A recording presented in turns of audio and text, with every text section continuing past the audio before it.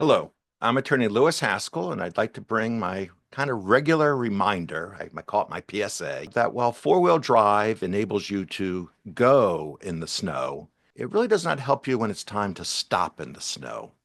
And I constantly bring this up because we still see it in depositions when we are deposing people who have, well, more often than not, rear-ended our clients. And we see exchanges like this, and of course I'm editing for length, right? What was happening weather-wise at the time of the collision? It was snowing. Yes, and we earlier discussed that there were 5 or 6 inches of snow that day. At this point in time, when you collided with my client, how much snow had fallen already? 2 or 3 inches. And what was the speed limit on the road? 35 miles an hour. And how fast were you going? 35 miles an hour. Okay, so we've established that you were traveling at the speed limit of 35 miles an hour during a snowstorm in which 2 or 3 inches had already fallen in a snowstorm that would eventually be 6 inches. Did you feel that was appropriate?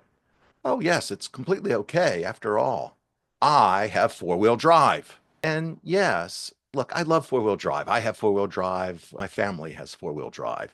And I think everyone in New England, quite frankly, should have four-wheel drive because without it, it's very hard to do what you have to do to get around and do things, live your life here in New England where it snows quite frequently. But you have to understand, four-wheel drive, yes, it enables you to go in the snow, but it doesn't help you at all when it comes time to stop. Anti-lock brakes help, but still, ice is ice. And although they're better, you don't see these dramatic long slides that you see in old movies, right? But then again, even when I was a young lawyer, we weren't seeing a lot of rear-enders involving slides with 30, 40, 50 feet on ice. And in those days, there were no anti-lock brakes. The problem is roads are crowded, even in the wintertime, even during snowstorms. The roads can be crowded. You still have to stop quickly sometimes. This is Massachusetts, after all. We still have plenty of infamous Boston drivers, right? Although here in Lowell, we actually have as much trouble with the ones from New Hampshire.